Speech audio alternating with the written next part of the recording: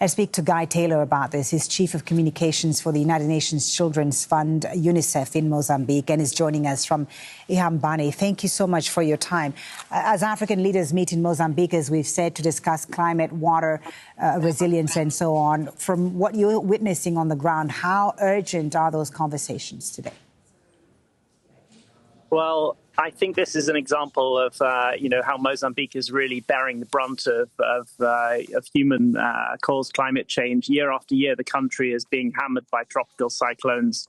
Last year, we had three tropical cyclones hitting Mozambique. This one now impacting the coast of Mozambique, is tracking down the coast of Mozambique, came over in Ihambane very late last night with extremely heavy winds.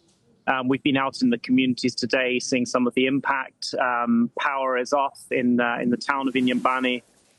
Some substantial damage to infrastructure and to people's homes.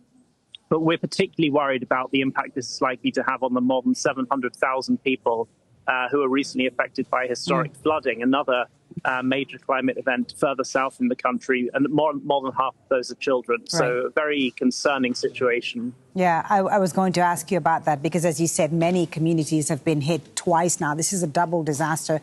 The cyclone making an impact on the same communities that were devastated by last month's historic flooding. What does this double disaster mean for those families and the children? How does it affect their daily lives? Well, the flooding in southern Mozambique has been really, really substantial. I flew over that area a couple of weeks ago, and it was like flying over the ocean. Water only visible in every direction where normally you would see land. That's obviously had a major impact on children and families, particularly cut off from critical basic services, from healthcare, from access to clean water, from access to learning.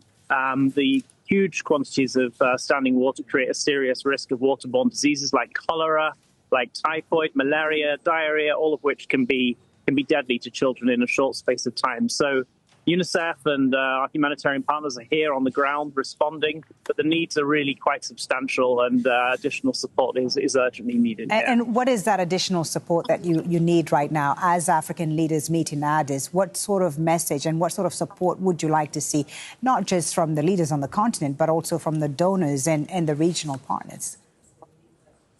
Well, funding is a big part of it, as you alluded to. We've been very concerned by the global declines in humanitarian funding that we've seen in recent months. UNICEF has called for $34 million in funding to enable us to respond to these latest crises in Mozambique.